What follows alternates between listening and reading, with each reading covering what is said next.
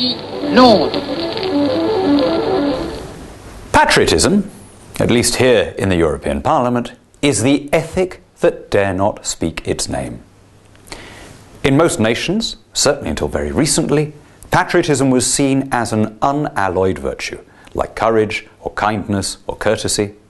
But here, it's always lumped in with populism, demagoguery, and war. See, populism, there's another interesting phrase, at least here among MEPs. If you ever suggest that we should listen more to the voters, that we should obey a referendum result, that we should pay heed to public opinion, you will be told, stop being so populist.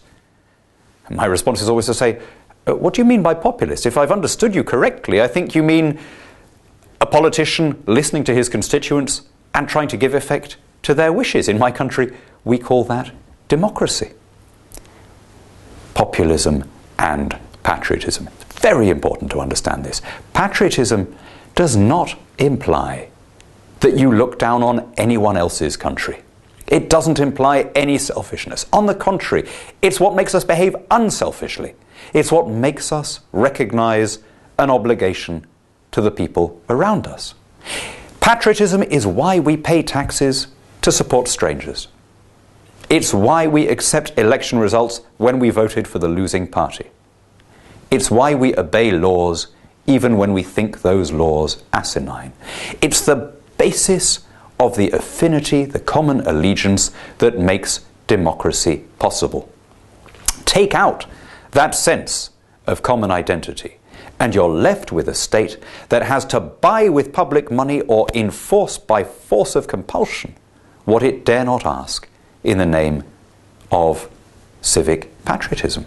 And that's the fundamental problem with the 28-nation EU. There is no sense of common identity. Nobody really feels European in the same sense that one might feel Hungarian or Portuguese or Swedish. Does patriotism have a black side? Does it mean that people can be more easily stirred up to ethnic hatred? Well, every virtue has some capacity to be corrupted. Every good thing can have a pathological expression.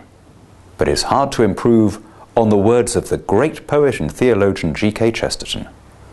Condemning patriotism because it can lead to war is like condemning love because it can lead to murder.